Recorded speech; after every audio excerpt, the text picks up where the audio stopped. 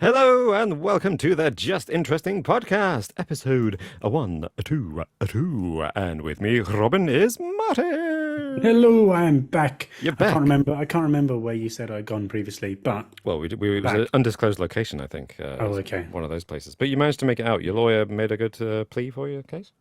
Yes, yeah, all sorted. Thankfully, charges pending. But okay, yeah. I did made think it out. trading Alex for you was a little bit unconventional. I haven't seen that done in the court of law before. Yeah, yes, yeah. No, he took the rap for me. He took the fall. He's a nice guy. He's a nice guy. Yeah. He's a nice guy. Yeah, took all the blame.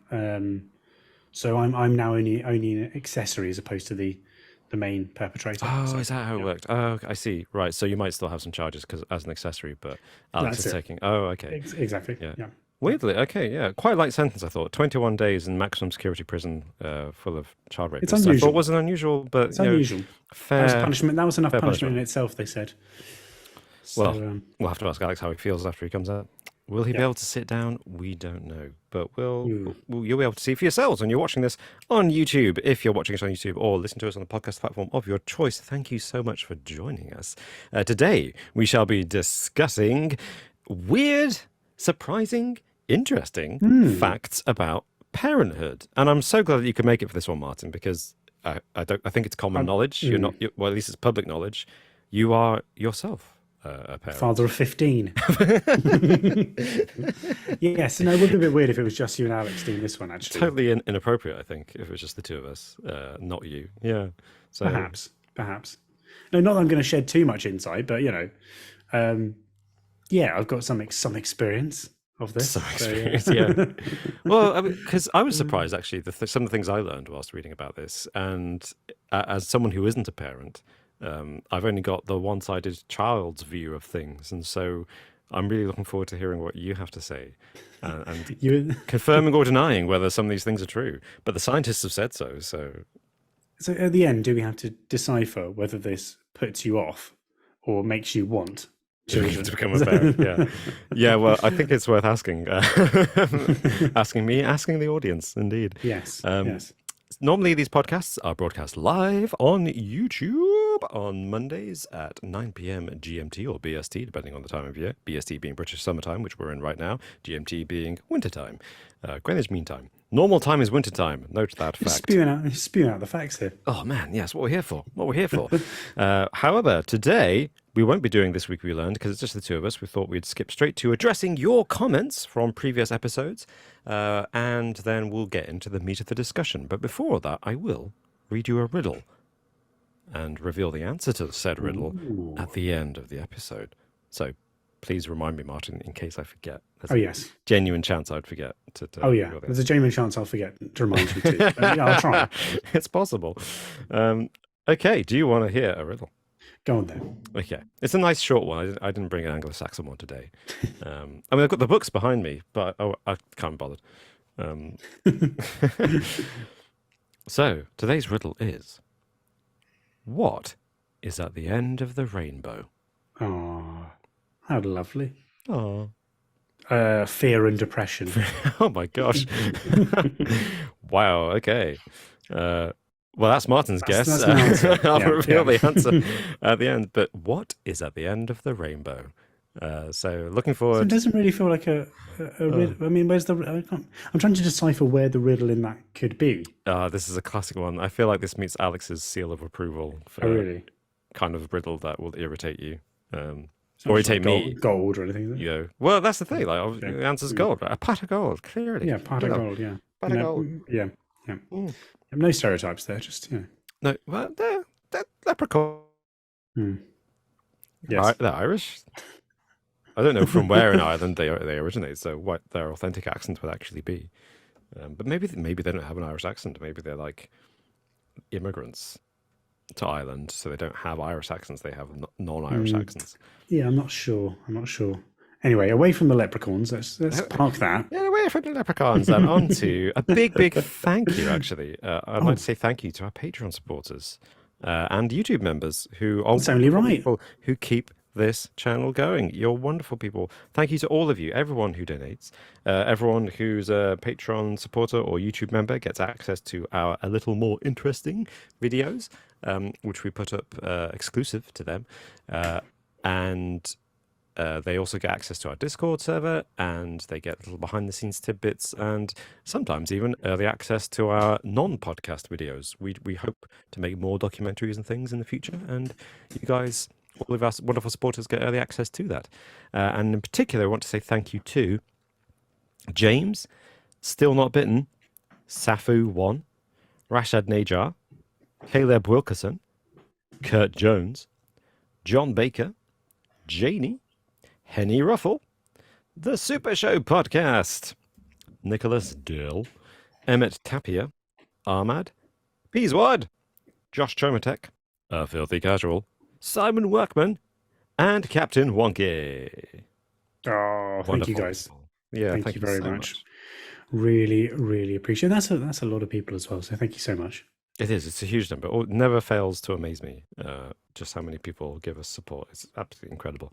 And yeah, thank you. Thanks to you, we're able to make such nicely presented YouTube live streams and hopefully, he says, crossing his fingers, nice sounding YouTube live streams, because this equipment was bought by you guys. So thank you so much. Thank you. So, Martin, speaking of supporters and listeners, any comments you want to respond to from the last couple of weeks?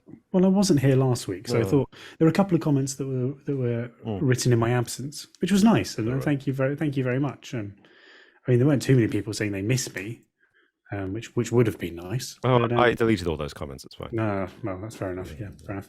But there were a couple, and one of them was from Nita C, who says, "Poor Martin, he should have given it a rest with the mummy powder." And of course, that is referring to the week before where we talked about the disgusting medical practices, one of them being ingesting the remains of mummies for its healing powers. And then the second one was from Desolator Magic, who wrote, "I watched the whole thing and not once did Martin hack the live stream." I didn't hack it. I didn't hack it. And the reason I didn't hack it is because it wasn't a live stream. Yeah, sadly. You recorded that one just as a video. So that's the reason why. But Desolator Magic, if it had been a live stream, I'd been all over it. I'd been hacking that away. In fact, that's the reason that wasn't a live stream. Alex and I were nervous that you would hack it with your incredible resources from prison. Exactly. All kinds of people are in prison. It's fine. Yeah, lots of skills there. It's a great kind of crash course in all kinds of mad skills, especially hacking. Who knows? I've got a comment from LW, again, on the Biggest Broadcast Hacks, which was our previous podcast. And he says, or they say, "Hi guys, great episode as per usual, despite Martin's unfortunate absence." So there you go. Oh, they were sad, sad to see you guys.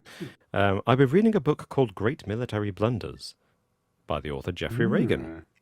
Maybe you guys could do a video on the topic, just an idea. That sounds great. Yeah, I think it sounds like a fantastic idea. Yeah, I'm definitely up for that. Yeah, I feel like they do note that, of course, it's subjective. You know, great military blunders, but I feel like you can quantify a military blunder to a certain extent, right? Yeah, I think so. Do you remember, off topic, do you remember this show on the BBC? And during those Total War games where... Is this the one with Tony Robinson? I can't remember who presented it, probably. Yeah, I think I know the one you're talking about. And they recreated old military battles, and then they got given whichever army, the defending or the attacking side, and then they had to decide what to do. Yeah, they got like ordinary people, didn't they? It was like time commanders. Time commanders? Oh, could it be? Could be. I honestly don't remember the name at all. But I remember the show. Was it like they had a big table? In a big kind of strategy room, and they got. It was like a reality show. They got ordinary people, weren't they? Or were they? Was time commanders? Don't know where I picked that from. Yeah. Were they ordinary people, or were they historians who knew what they were doing? So they were ordinary people. Yeah, I thought so. And then they had an historian who then came on and said how the battle happened in real life. Right. Yeah. But I mean, talking about historical blunders, I mean, some of those teams, my goodness. Yeah, let's put all infantry at the bottom of the hill and wait for the cavalry charge. Yeah. The crazy thing about that, they had pretty good for the time. I remember CGI animations of the armies. Yeah, it was the Total War. Battles. It was from Total War, the engine. Yeah. Oh, it was it? Okay. Yeah. It was. I remember being quite impressed by that. Let's bring it back. Let's bring Yeah, it back. genuinely, bring that back. That's a good show. So yes, historical blunders. LW. Yes. Let's do it. Let's Yeah, do it. let's do it. Great recommendation. Thank you. Hmm. And we have so many great comments, but I thought I would indulge your pal Val, who is having a bit of a streak at the moment and getting, we're reading out her comments quite a lot, and says, again, on last week's episode, The Biggest Broadcast Hacks, says, as soon as I read the title, I thought of Max Headroom. And I guess a lot of people listening would, yeah. Says, I know of the infamous disruption, but have never become familiar with the character Max Headroom, either because this was before I was born or because I'm from the US. Which, Yeah. it's weird because it was played by, Max Headroom was played by Matt Frewer, who is a Canadian actor and obviously really big on sitcoms and movies in America. So because of that, I always assume Max Headroom is such an American thing. But as we found out as we revealed last episode, it was a Channel 4 comedy sketch. So it's a very British even more thing. weird. For whoever the hacker was in America, they're like, American audiences who don't know Max Headroom would be like, what the hell is this? Well, it's strange, isn't it? Because we're talking a Channel 4 British sketch. We're talking Doctor Who, and then in Chicago, right? Chicago? Yes. So British character, British TV show. Yeah, good Chicago. point, actually. Yeah. Interesting. Yeah, that's a good point. Yeah. All right. Well, thank you for sending us those comments. Please do keep commenting. Share your thoughts on this video on YouTube, or send us your thoughts if you listen to us on a podcast platform of your choice to our Twitter at JInterestingYT, or to me directly. I'm at AllTimeRobin. And I'm at MartInteresting. Hooray. Please do feel free to follow us, tweet at us. Also, we have a Twitch, twitch.tv/just_interesting. Which we do occasional video game live streams on. I'm thinking of doing one in a couple of weeks, actually. What are you thinking? I'm thinking of dusting off my old Xbox, and I mean original Xbox copy of Indiana Jones and the Emperor's Tomb, which is the game I never completed. Yeah, well, I played it, but never got past a certain point because it's a game from 2003, and it's notorious for some of its hitboxes being a little off. And there's a platforming always got stuck at. So I've never made it further than 2 hours into the game, despite playing about 15 hours on it, because I just hit this bit every time and fail. So I'm hoping to do a live stream and hopefully get past that bit now that I'm a bit older, a bit wiser. Or it'll just be 20 years ago. A 5 hour, 20 years ago. Oh my gosh, getting old. It might just be a 5 hour live stream of me trying and failing to jump across this platform. That could also be entertaining. Yeah. Well. So yeah, I might do that. If people want to watch that, let me know. Send me a message, comment below, whatever. But shall we, Martin, get into the main topic? Oh, let's. Okay.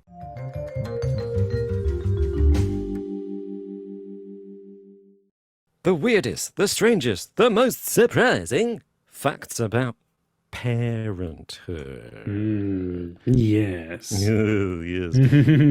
But you seem generally positively disposed. Let's begin with that, actually. Absolutely. Well, Martin, as a father, are you, bearing in mind this is broadcast live to the world, are you for or against parenthood? I've got to be for, haven't I? No, but I genuinely, yes.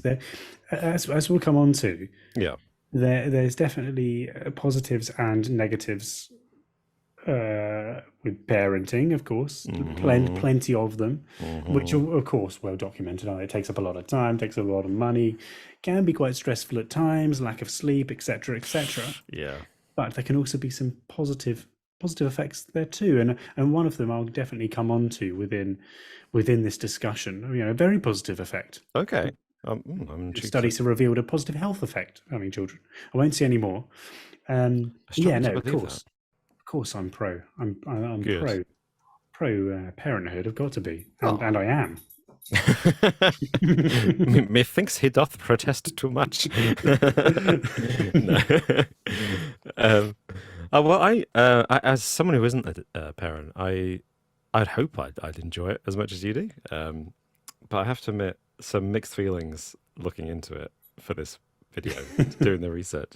So I'll start with some kind of. I uncovered some very just pure facts. Like there's no kind of subjective judgment about parenthood at all here. It's just basic biological facts. If you don't mind me leading with this. Yeah, it just depends on which ones you decide to say. I'll start with a question. Martin, since becoming a dad, do you feel that you have improved your skills in areas such as planning, focusing without distraction, and problem solving? Oh, good question.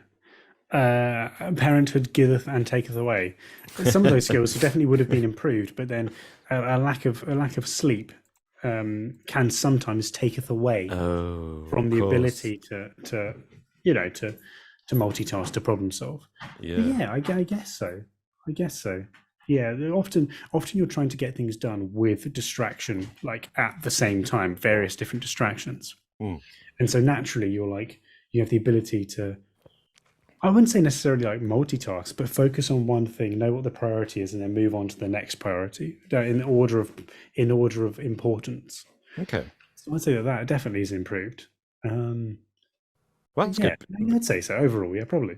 I'm glad to hear it because Dr. Anna Machin, or Machin, I'm not quite sure how to say her name, says that you should have experienced that improvement because apparently, according to her Mm. studies, um, there's a physiological change in the brain.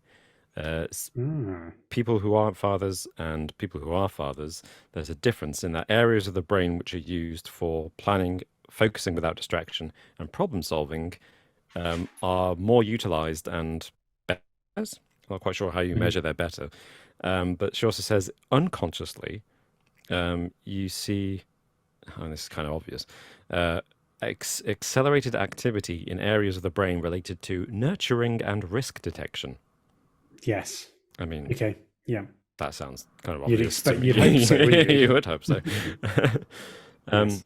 also, another I found, I don't know what you think, I found this next statement to be another kind of statement of the obvious. But according to her research, fathers become much more empathetic to other people. In particular, fathers get much more emotional when they Mm. see news reports about children being hurt, or they watch dramas where children are in danger or being hurt.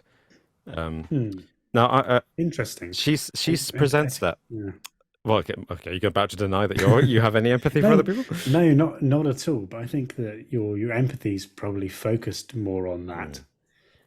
Mm, yeah. But I don't know. It's I don't know. I wouldn't. I'd say yeah. I like yeah. Of course. Like if you see something on the news that happens, you're like, well, that if that happened in my scenario, it'd be awful, wouldn't it? That's natural. Mm. Just like if you've got, I don't know, a dog, and then someone's gone and killed Yeah, 10 dogs and left them in a heated car. You're like, oh, this is that's my really bad thing. because I've got a dog. Yeah, so the Dr. Anna presents this as though it's a. I mean, she's done the research, but she presents it as though it's some An kind of. increase in empathy. Yeah, It's more of a relating to that well, empathy. exactly. It's just that's how empathy works. It's by Yeah. definition, you have Yeah. experienced the same thing. It's like it's any kind of grief, right? Mm. If you've never had a loss, you're not going to empathize as well with people who are suffering a loss as you would if you had had a loss, Yep. or if someone breaks an arm and you've never broken an arm, almost guaranteed the other person who has broken an arm is going to have a bit more empathy. Oh, 100%. That's how life works. Yeah. But I'm sure it's scientifically supported, but I do find that like a little bit of a funny statement. Yes. Yeah. Apparently, this may be connected to, though, hormones. Mhm. Because as a dad, Martin, I'm sorry to say, your testosterone levels will have dropped. What? No, Whereas incredibly mine, of envious. course, is sky high as Yeah, always, of as you course. can Yeah, tell that's the from way it my works. toned body and Yes. incredibly masculine physique. Um, Okay, interesting. So is that connected supposedly to empathy and reduced?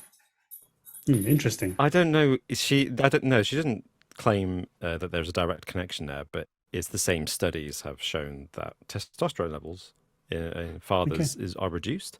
The theory behind that is apparently that testosterone is useful when being a kind of macho man when you're competing for.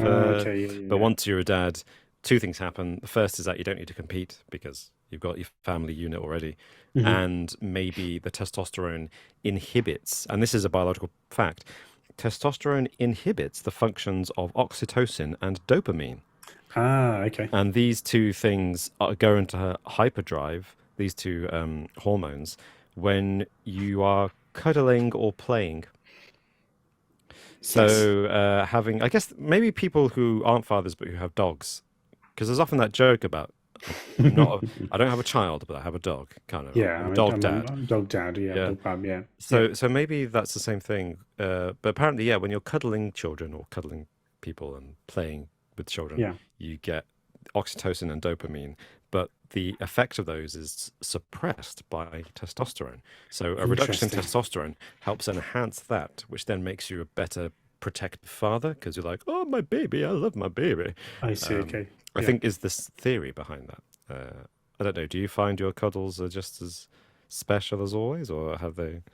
Yeah. I mean, yeah. Be you want. Yeah, you should do, and you should want to show that affection, shouldn't you? So, Yeah. yeah, yeah, and it's a nice thing to do. I wouldn't be consciously aware of any kind of changing levels of other things, but that's Yeah. interesting. That's interesting that that would be the case, and it stands to reason, doesn't it? Biologically, it stands to reason. But I think what's quite common that we find in all of these interesting facts is that it's Mm. a very parenthood is very personal and in a lot of ways unique set of circumstances to each individual. Yeah. So it's so you can say all these things, but actually it might not be relevant to some, but That's relevant to true. others. Because I mean, you get dads though who are like you say, oh, testosterone levels drop. But there are some dads who's just like, man, his testosterone levels before he was a dad must have been like through the roof because that guy is aggressive and not Yeah, yeah. seemingly affectionate towards Oh his yeah, oh children. yeah, So, yeah, yeah. And then of course your stress levels can increase yeah.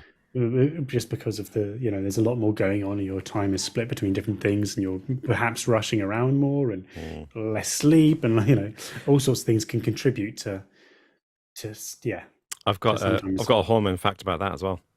interesting. Do you want to hear it? Yeah, please do. So, as you expect, because your stresses are higher, you as a parent should have increased levels of cortisone. Cortisone. Yeah, Sorry, yeah, that's the one. cortisol. Yeah, Yeah, which goes into yeah. cortisone, the drug.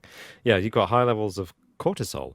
Hmm. But there was a study into cortisol levels in parents of teenagers and their teenage children to see if there was any kind of pattern.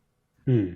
And the study found that high levels of cortisol in a teenager would predict by about 24 hours high levels of cortisol in parents, Yeah. but not the other way around. So, what that basically means is cortisol, as a hormone that's released by the body to help calm you down to deal with stress, basically, teenagers are stressed and they make the parents stressed for the next 24 hours. But if parents are stressed, it doesn't stress out the teenagers. It Interesting. doesn't work both ways. It's definitely a one-way Wow. street. So Yeah. if you're a parent of teenagers, anyone listening to this, and of course eventually you, Martin, just be aware that most of your stress, your cortisol levels will spike as a direct result of your Oh teenage my children. goodness. It gets worse. Wow. Okay. Wow, that's fascinating. That does show, doesn't it? That teenagers just really don't give a shit. Yeah, they're so wrapped up in themselves, they just don't give a damn. Yeah. Oh wow. That's fascinating. That fact. That's amazing. Oh, cool. That's a good Yeah. response. I'm glad. I was worried you'd be like, "Oh no, what we've done." That's the thing, though. It's like, on the one hand, you think that you can maybe relate on a more adult level to teenagers, Mm. and then on the other side, it's just like, oh no, I know the reality is just going to be, could be tricky. Could be. We'll see. Well, I We'll mean, see. you're right. That's true. Like, I feel like I know, just anecdotally from the people I know, there's enough examples of people who are nightmarish teenagers, or at least had a strained relationship with parents as teenagers, as many as them as there are people who seem to have had great times as teenagers. It seems so hit and miss. Yeah. Uh, Yeah. you just never know. It Yeah. seems. I think that's very true. That's very true. And that is, it goes back to your personal experience and the way that you parent, and naturally, if people are genetically dispositioned to be probably more anxious as teenagers or as people in general, then it's gonna Yeah. cause more issues, isn't it? Yeah. Yeah. Intriguing. So, what have you got? What have you found out about being a So, parent? well, that's it, isn't it? Like, I found out a fact on sleep deprivation for last one. The first one I looked at was sleep deprivation because I remember getting no sleep Oh. when our first was born. The reason being that for the first 10, 12 weeks, they had colic. So we don't know. Oh no. So it's just basically what would happen is our daughter would be awake screaming for the whole of the night from about 9 p.m. Yeah. until about 7 a.m. Yeah. and then would fall asleep as soon as I got up to go to work. Great. Yeah. So then I'd be on the train. I'd get sleep on the train, somehow get through the workday. And this was when we were commuting up to I London remember from actually. where I I am. never wanted to say it because I Oh, assumed you felt bad, but you looked. Some days you looked oh, awful. yeah, It was sad. 100%. Yeah. And then, of course, sleep on the way back too and set an alarm so that I didn't miss the train stop. Oh man. So, yeah, so sleep deprivation was definitely a thing. And it gets better at certain ages. But apparently, according to this study, so that's all, that's just my experience. Yeah. But apparently, sleep deprivation can go on for as long as 6 years. So you can be sleep deprived because of your child waking up at different times up until 6 they're years. yeah, Oh man. which is quite a lot. And apparently, according to the study, over the first 2 years of a baby's life or Yeah. child's life, you can lose as much as 6 months worth of sleep. That's which a sounds quarter of that insane. time. That's a quarter of the time. It sounds insane, but when you break it down, you're like, yeah, I can see myself going from sleeping 8 hours to sleeping like 6 hours, 5 hours, right? And that's all that would take to lose that 6 months worth. But it just sounds so extreme, It does, yeah. 6 whole so months. extreme. Yeah. So my yeah, so gosh. of course it varies for different people, but I thought that was a pretty crazy stat that you can lose that much sleep. But yeah, and That then is of nuts. course, people that have like twins, and I don't even want to imagine what that would be like. Must be horrendous. Yeah, twice as hard or just as bad. Because presumably they wake each other up.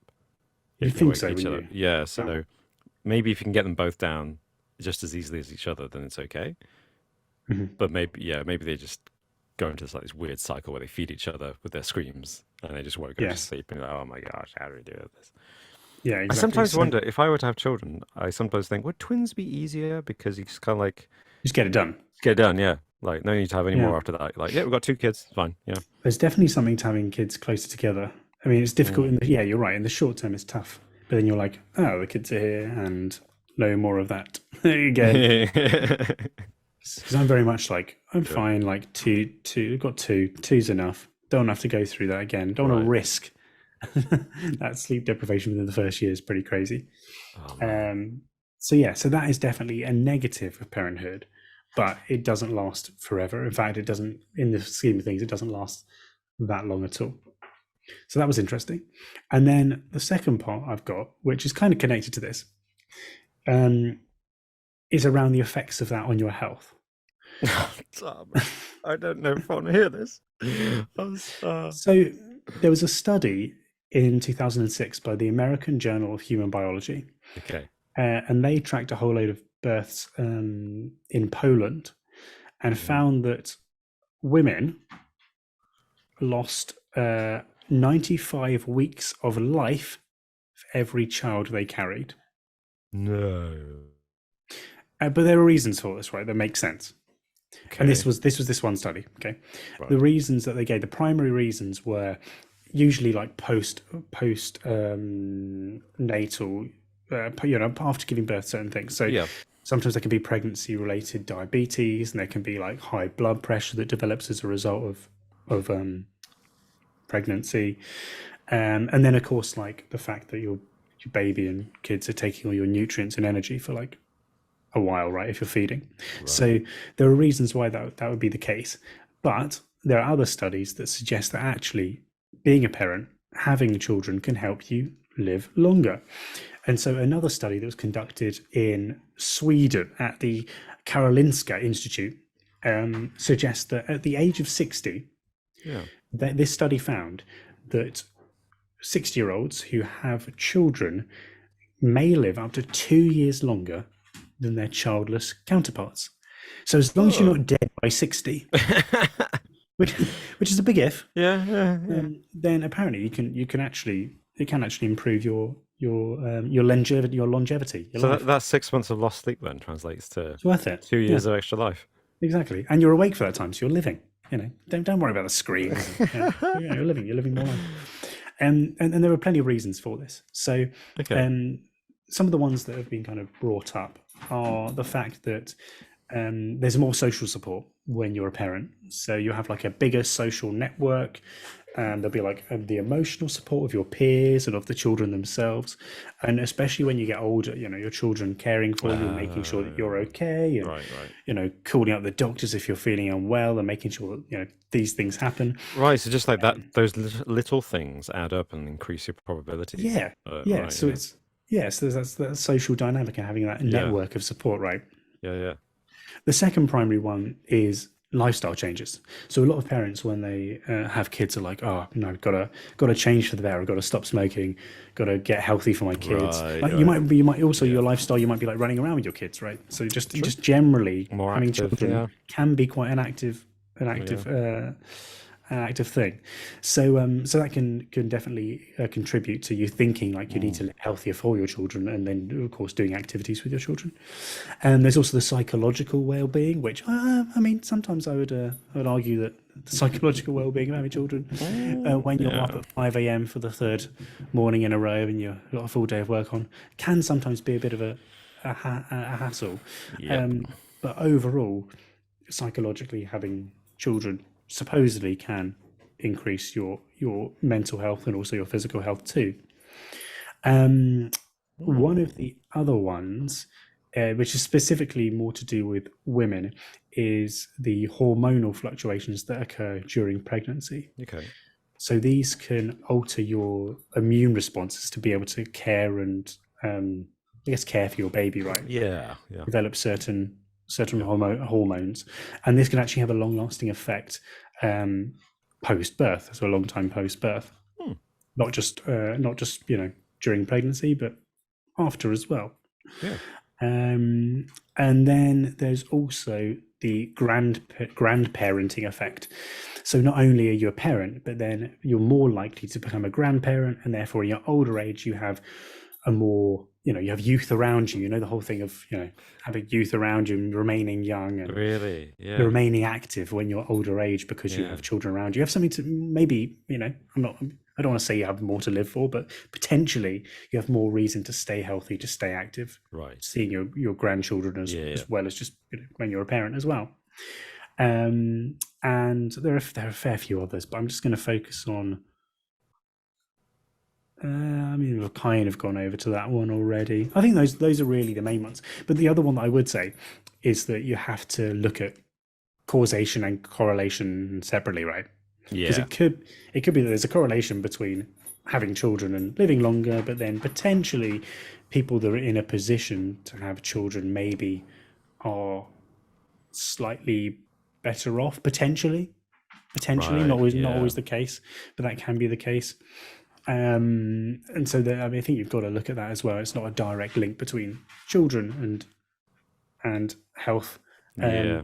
But yeah, 2 years is a lot, isn't it? It's a And huge actually, chunk. Yeah. the effects tend to be found more in women than they do in men, and that might be because Oh, of the kind of the social connection between a mother and their children. And there's more of that kind of, as you were saying, more of the um, oxytocin yep, and yep. flowing through because they're maybe more likely to give hugs potentially.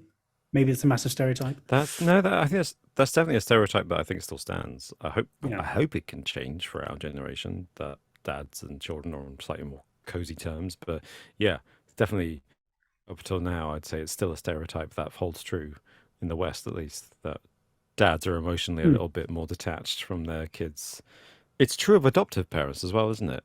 that's right. Yeah, so even more so, in fact. Yeah, the link between adoptive parents and their health is and increases in longevity of life is even more pronounced, which is Wow. interesting, and it does make you wonder why that's the case. I mean, potentially because it's always going to be a conscious decision to care for or nurture. It hasn't been brought upon you. Mm. So maybe there's more Mm. kind of affection that they're showing, and they want to connect with their children potentially. I don't Right. know.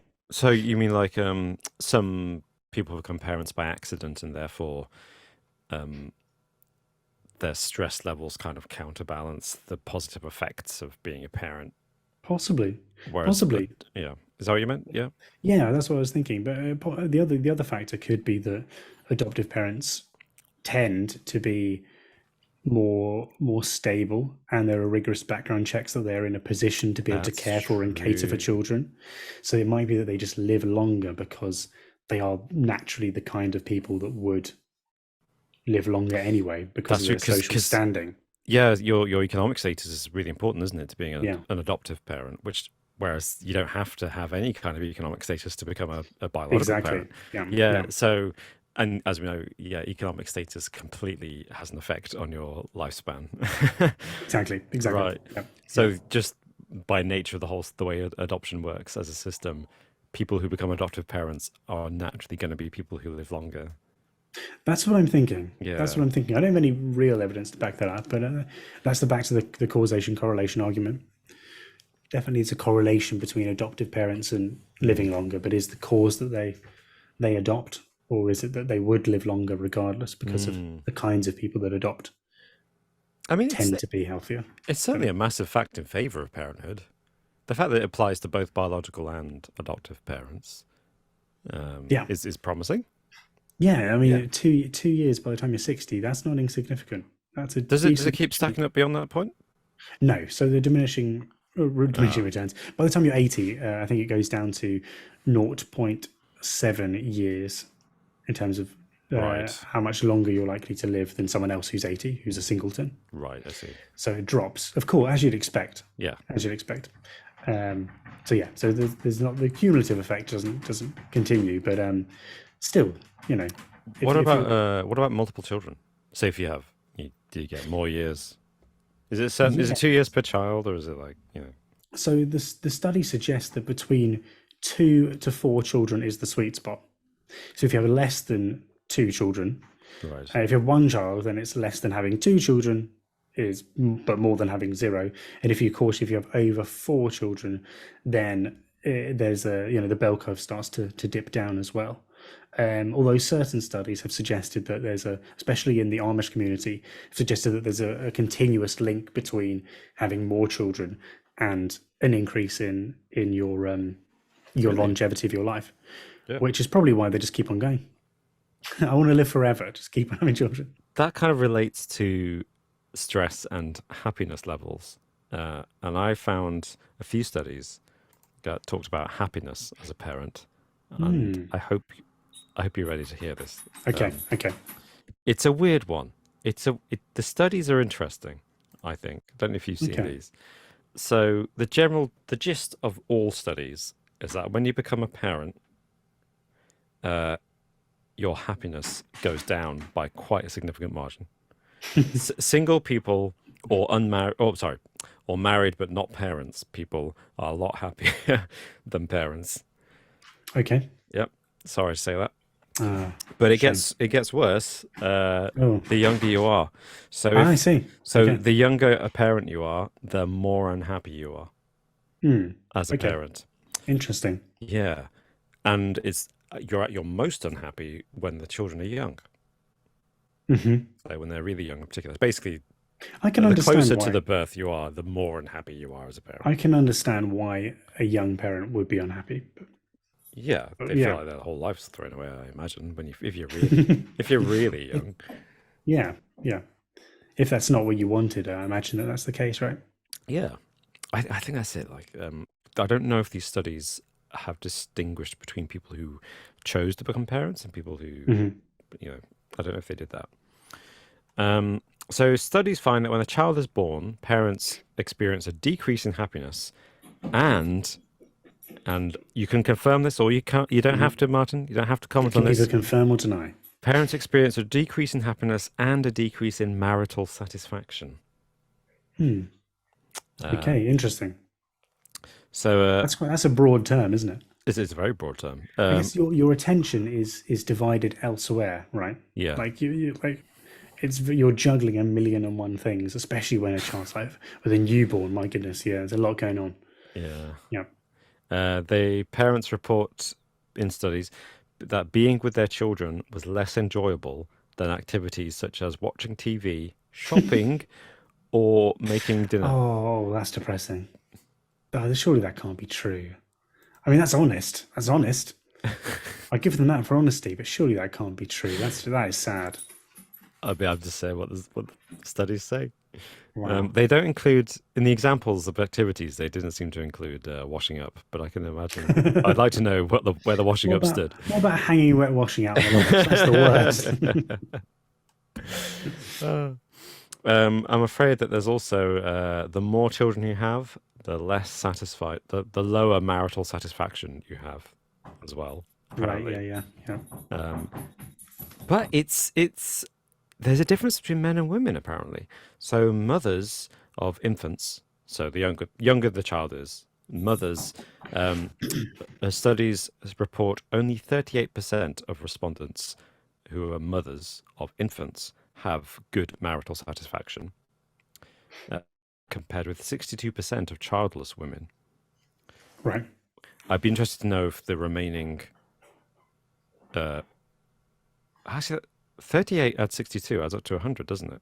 Yeah. So is that 38% of mothers of infants who are happy with their marital status, or their marriage, sorry, are the same 38% who are unhappy when children? You know? It might be coincidental, right? I'm sure it is coincidental. I'm just wondering if there is more than a correlation there. Interestingly, for men, it's about the same. Childless men are as happy as men with children in terms of their marital satisfaction. Oh, okay. What is it? What's the stat? Do we know? I don't have the exact figures, Okay. but it's apparently it's like statistically within Insignificant. the within the margin of error. It does get worse. Interestingly, marital satisfaction decreases further in high socioeconomic groups. Oh, okay. So the better off you are, the less happy you are with your marriage when you have children. What do you reckon? What would a reason for that be? Yeah, I was wondering about that. The only thing I could come up with, and this is again leaning into stereotypes, is that at the moment we live in a society where higher socioeconomic groups tend to come from better educated backgrounds and therefore probably have high aspirations and ambitions for life. Yeah. Whereas people from less educated backgrounds probably have lower aspirations and therefore are less maritally dissatisfied when they have children because it's kind of part of what they expect from life, grow up, children, have a job, and that's kind of what they expect. Whereas people from better backgrounds are like, I'm going to become a high-flying lawyer, I'm going to become prime minister, I'm going to maybe that's what I expect. Interesting. I don't know if that's true.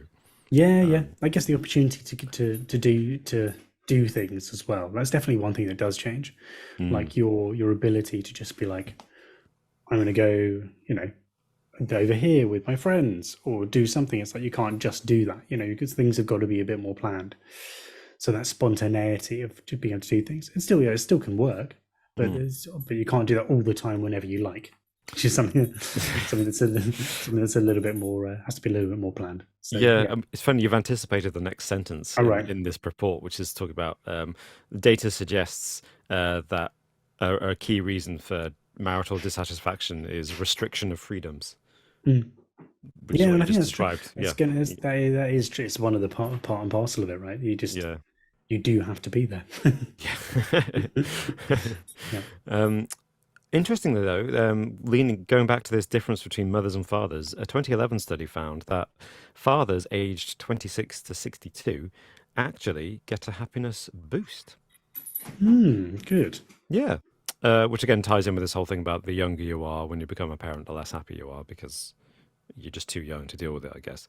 But mothers have a trend towards a lower unhappiness or greater unhappiness, whereas dads actually get a boost of happiness. Oh, okay. Right. Yeah. And does that get more? Does that increase as the older you get? Is that the idea? No, actually. Well, yes and no. I don't know. Maybe you've seen the statistic, and that's why you asked that question. So studies, a 2019 study suggests that parents are unhappier than uh, childless people when they're young, but when they're old, they are considerably happier than childless people. Okay, So there are two that's caveats to this. interesting. So my first thing is just an instinctive question, which Hmm. is that kind of like, to take a dark example, domestic abusers. Uh, they one of the things they use, one of the techniques they use, is to put people down. They make their partner feel absolutely miserable, Right. so that when they pay them a compliment, they feel amazing. And Okay. they Right. mix Yeah. compliments with abuse to Hmm. to keep the person emotionally trapped. So Right. my speculation as a person who doesn't have children is that kind of the same thing. This study bears out that when the children are around, um, the parents are like, oh, I'm so miserable, and then you get older and you look back at the children and you're like, ah.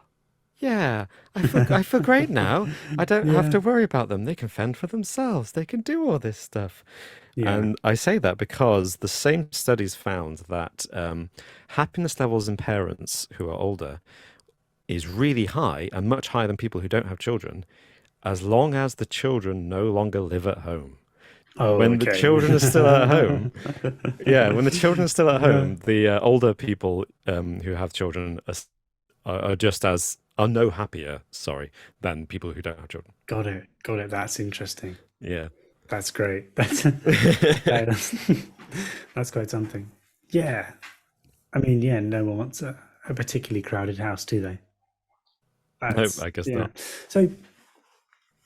So yeah. I mean, people happier when they're older. Do you think that part of that is because Mm. people that haven't had children are lonely if their friends have moved away or died, or their partner's died? Mm. That's pretty part of it. That's social connection, isn't it? That must be And something to do with it. that's got to Yeah. be a big part, hasn't it? Yeah. And then the other part, maybe people thinking that they've kind of missed out on something that's, when they take a step back and look at kind of like Yeah. life goals and achievements, you think, Yeah. oh, fantastic, I can do the freedoms to do X, Y, and Z. When then like, actually, that would have been something that was quite a big part of life, can be a big part of life. 100%. I think you're right. Because the very same studies, the same ones that measure people's happiness, consistently report that parents uh, say that having children is the best thing they've ever done and that their life has more meaning with children in it, Mm. which must, I think that what we just said is like, it must tie into that exactly, where older parents, despite all the stress, despite all the unhappiness they've had as parents of younger children, when they get older, they look back on their life and with rose tinted glasses, they're like, these are all the great memories I have. And look at the people. I've literally created people. Yeah, I yeah. have furthered the human race, and Yeah. now I have cute grandchildren who I can play with, but don't have to spend all the time with. Yay! That's the great balance, isn't it? That's what Yeah, you want as a yeah. grandparent, don't you?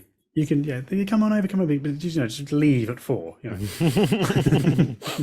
Sure, I'll look after them any time for about 2 hours, and then they're back to Yes. you. Yeah, so I think you're right. You hit the nail on the head there. I think the sense of meaning parents seem to report to these studies, so as in the sense of purpose they have in their lives, seems to kind of exponentially increase by having children. And I guess Yeah. people who haven't, I mean, I'm sure for some people it's fine. Like some people presumably make a conscious choice to never have children. They're like, I don't want to do that. That's not a thing I'm interested in. Mhm. And I'm sure many of them, if not all of them, who make that choice end life in a kind of like, yeah, I made the right choices. Mhm. But there must be people, sadly, who either never quite had the courage, confidence, sorry, to become a parent, or never had the opportunity to, and then look on life as they get older when they're unable to because they're too old. You know, there are biological reasons as well as social reasons that, like we talked about adoptive parents earlier. I'm pretty sure there's an age limit on becoming an adoptive parent. Mhm. Um, Mhm.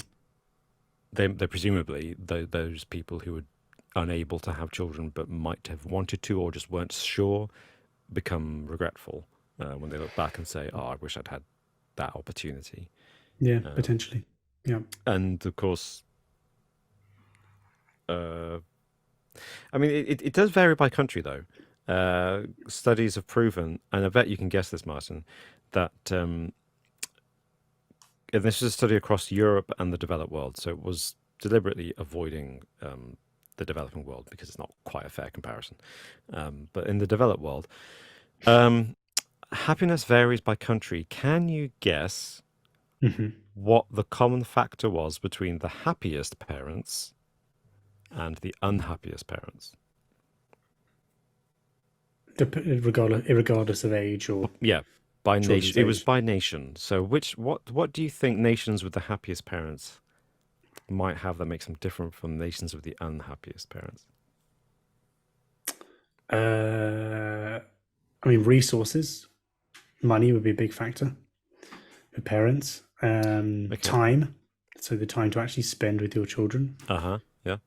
Um, So is there a kind of term that you might use to encapsulate all those things, those advantages that certain parents might have?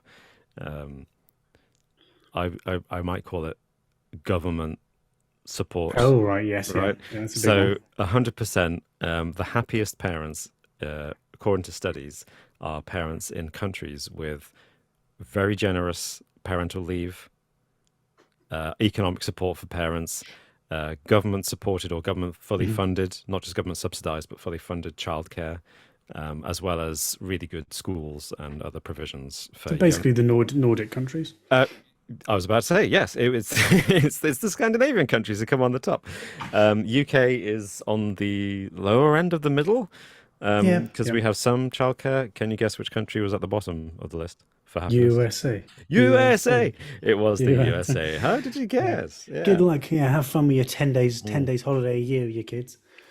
So in 2015, they did a study. The study was done from 1984 to 2015 in Germany, looking at West Germany, because obviously in the 80s it was still divided West and East, but they were looking at West Germany, and they followed parents through for that across that period from 1984 to 2015, and they stopped in 2015 for a reason. I'll say that in a moment.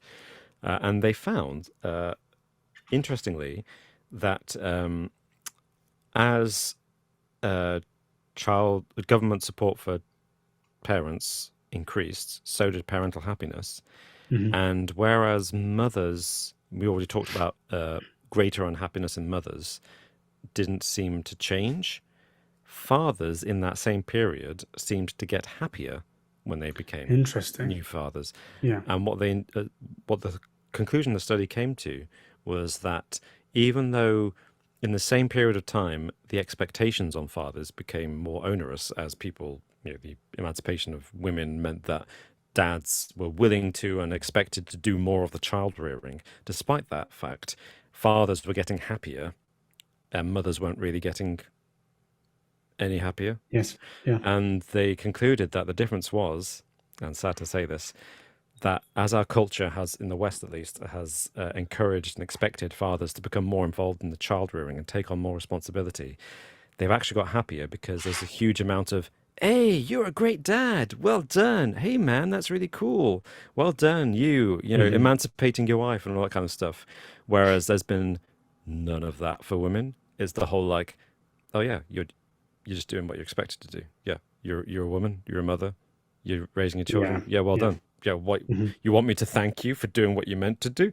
I mean, they're not saying there's any kind of sexist comments, but they're just saying that women felt no appreciation in that period, whereas men actually, despite doing more as dads, they actually felt happier because there was a whole cultural kind of like, you're a great dad. Yeah. Can't believe it. Which in a sense is almost stereotyping too. Like, you're actually good at this. Yeah, I guess so. Yeah, yeah. Sense of, oh wow, you're surprisingly you can do this. Weird. You're babysitting today. No, looking after my children. Yeah, they're mine. They're my kids. Yeah. Yeah. So interesting. So I thought, just so out of interest, because I wanted to get your reaction. Apparently, the study stopped in 2015 because that's when a new law came into effect. But it was such a big change that the study decided to stop. So apparently, as of 2015, German citizens are entitled to a total of 24 months of paid parental leave. That's a lot. That is per child. Per parent, per child, yeah. Wow. And they get paid childcare. The government pays for childcare. Well, that's something that's insane at the moment. Like, for some reason, the government thinks that a child before the age of 3, like, yeah, you just have to sort yourself out. There's no provision for it. Yeah. And then after, then it's like 30 hours a week. There's nothing in between. It seems it's crazy. It's pretty crazy. But they are actually changing that, I think. But it's just as, of course, just as our youngest turns 3, we get it anyway. Timing. Yeah. In fact, it's not So even going that's- to come into effect until end of next year, which is coincidentally when the next election is supposed to happen. Yeah, exactly. Well, yeah, of course, yeah. Um, So over the years, that would have cost us tens of thousands of pounds. Yeah, But I'm anyway, so sorry, you know. man. I'm so sorry. I mean, yeah. So, what do you think now that we've had this discussion? Does all this make sense to you? Changed my mind. Yeah. Have you changed your mind? Well, give the kids back. Yeah. Does it make sense? Yeah, no, it makes sense. I think, yeah, as I've said, like everything's, it's based on the individual and individual experience. But it is interesting to see these common threads of what makes people happy in life, especially when they're older versus when they're younger. And it stands to reason, and also why that would lead to, a better prognosis when you get to age 60 and over, because you do have that support and you do have younger people around and you're perhaps more healthy and energetic. And yeah, no, it all adds up. It all adds up. But interesting to get the stats and figures behind it. Yeah. Sorry, just going to comment. Anyone listening? That was Martin's dog going nuts in the background there. I know. I'm trying to mute him between speaking. But That's all right. Yeah, I've just put him in his crate, otherwise he goes mad and It's shoots funny. everything up. You said healthy and energetic, and he's like, yeah, energy. Yeah. Whoa, yeah. Just away from the background, yeah. Oh, I'm glad you're not discouraged from continuing to be a parent to your children. No. Absolutely not. And I think for nowadays as well, I'd probably be considered a younger parent. Not a young parent, but younger definitely than the average, definitely. But very happy with the way things have gone. But then I think it is down to your personal circumstances. Like we're very much kind of in a relationship for a decent length of time beforehand. Happily married, pretty stable. Got both our parents close by. It's, a lot depends on the family dynamic as opposed to just the children coming into the equation, right? So, yeah. It's an interesting thing. In a way, it's hard to think that any of these studies are actually particularly useful because, like you say, the personal circumstances of individual families massively change. Even something as simple as, even if another family had exactly the same situation as you, but the parents both suffered from debilitating diseases or, depression or something, it would just completely change the dynamic, 100%. So, Yeah. difficult. But yeah, on a completely different note, do you want to know the answer to the riddle? Oh, yes. Yeah. Or what was it again? What's at the end of the rainbow? What would you find at the end of the rainbow? What do you find, sorry, at the end of the rainbow? What do you find at the end of the rainbow? You find W. You got it. That's it. Yeah, that's the answer. Of course. Of course it is. Yeah. I'm not sure that's a riddle, more like a trick question, but yeah, whatever. I think, yeah. Yes. Good. The dumb ones are always the best. Yeah. They're great. If you get them, if you don't get them, and it's like, Yeah, somehow you feel stupid. When the answers are dumb and you don't get them, you feel dumb. It's not right. It's only right. It's only right. Well, thanks for this discussion, Martin. I've really enjoyed it. And I've loved getting your perspective as a dad on these crazy facts and figures. And everyone listening, thank you for listening. But also, please share us your thoughts. If you're a parent, what do all these studies mean to you? And please, if you want to share your happiness, your level of happiness with us, please do. Either in the comments below on YouTube, if you're watching us on YouTube, or if you're listening to us on a podcast platform of your choice, please feel free to get in touch via Twitter at JInterestingYT. Tell us what it's like for you being a parent, or if you're not a parent, do you want to become a parent? And if not, why not? Please do share. There's all kinds of reasons all kinds of opinions people have on parenthood, Yeah, like something that I have been asked numerous times is, oh, you're Dad, would you recommend it? And it's like, That's Would you impossible. recommend it? That's an impossible. Like, I wouldn't just say, yeah, great, go for it, because it all Yeah. depends on everything else that's going on in your life, what your ambitions are, My gosh. everything. It depends on literally everything. It's like So you went give to the me some cinema. story, and I might be able Like, to give you an answer. Like, for me, yeah, I recommend it. For you, I don't. You maybe, I don't know, maybe not. yes. Oh, man, that's an impossible question. Because if you have a genuine opinion, someone can actually say, would you recommend being a father? And you're like, you? No way. Yeah, Stay away exactly. from kids, man. Stay away from them. Oh no. But it's sometimes it's for the best. Oh well. Yes. Anyway, thank you all for listening. Thank you for discussing that, Martin. And yes, see you all next time. See you soon. Bye for Bye now. bye.